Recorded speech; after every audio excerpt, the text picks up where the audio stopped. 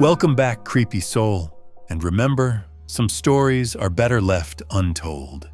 Back in 2020, I was driving through rural Montana after visiting family for the weekend. It was late, almost 2 a.m., and I still had nearly 2 hours left before reaching home. The highway cut through miles of empty wilderness. No houses, no gas stations, no streetlights, just darkness. The kind of darkness that makes your headlights feel useless.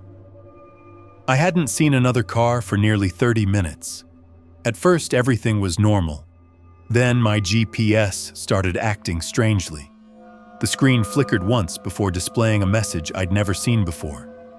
Turn around now. I frowned. There was no road closure warning, no traffic alert. A few seconds later, the GPS voice spoke. Turn around immediately. Its voice sounded wrong, almost nervous. I laughed to myself and kept driving. The message disappeared. For about 10 minutes, nothing happened. Then I noticed something standing in the road ahead. A person, motionless. My headlights illuminated a tall figure standing directly on the center line.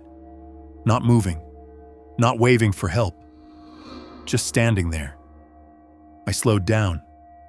As the car got closer, I could see it was a man wearing dark clothing. His head hung forward unnaturally. His arms rested at his sides. Then, when I was only 20 feet away, he slowly lifted his head and smiled. The smile stretched impossibly wide across his face. Every hair on my body stood up. I slammed on the brakes. The car skidded to a stop. The man remained completely still. Then all the lights inside my vehicle shut off. The dashboard died. The radio went silent. The GPS screen went black.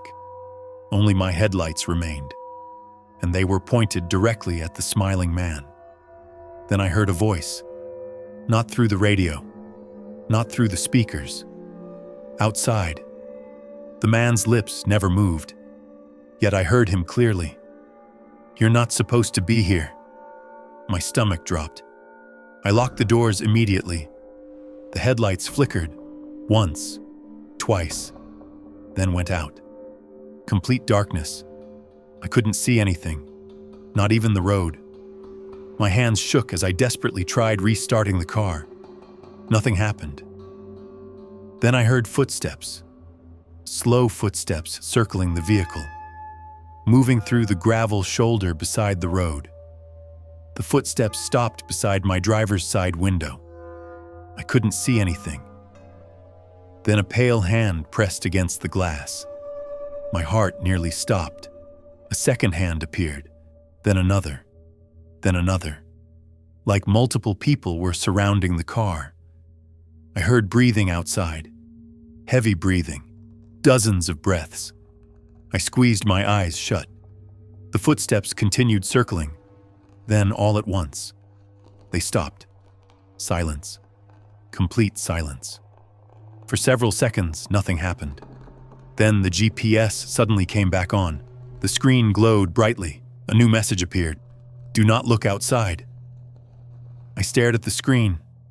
Then something tapped the driver's side window. Slow, patient, like it knew I was looking away. The tapping moved around the car, window to window, always staying just out of sight.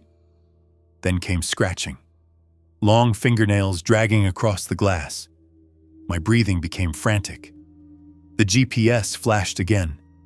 Keep your eyes forward. Then another message appeared. It wants you to look. Suddenly, the engine started by itself. The headlights exploded back to life. The road ahead was empty.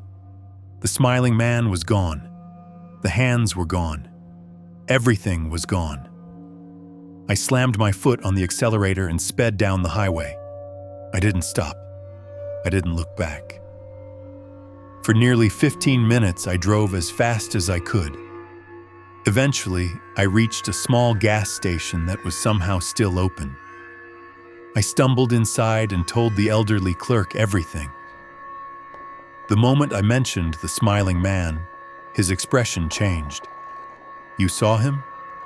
I nodded. The clerk looked genuinely frightened. Then he quietly locked the front door. "What road were you on?" I told him. The man sat down heavily. Then he explained. "Years earlier, a charter bus carrying more than 20 passengers crashed on that same highway during a winter storm. Everyone aboard died. Some bodies were never recovered. Since then, drivers had reported seeing a smiling man standing in the road late at night. People who stopped often disappeared. Their vehicles were later found abandoned on the highway. Doors locked, engines running. No sign of the driver. I asked how many people had gone missing. The clerk didn't answer immediately. Instead, he pointed toward the window. Outside, my car sat beneath the gas station lights. Something was written across the fogged rear windshield. A message, written from the inside. My blood turned cold, because I had been alone in the car. The message read, "Thank you for not looking back." I left immediately. I never drove that highway again.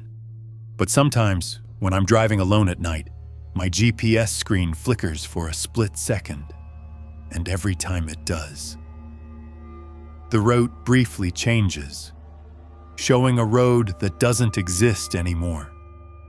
A road leading straight back to where I saw the smiling man waiting in the darkness.